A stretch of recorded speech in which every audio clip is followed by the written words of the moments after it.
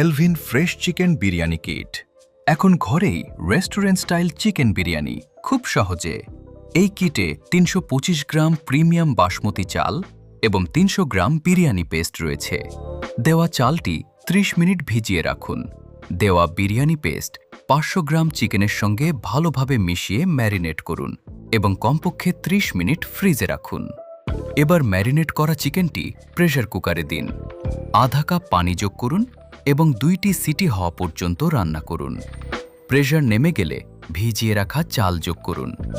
১ cup চালের জন্য ১ এবং ১/৪ কাপ পানি যোগ করুন।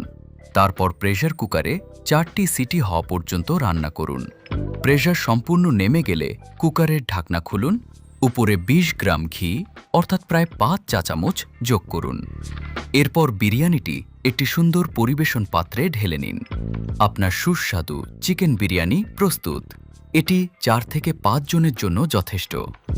Elvin fresh chicken biryani kit, স্বাদ, সহজতা, গুণমান সব এক জায়গায়।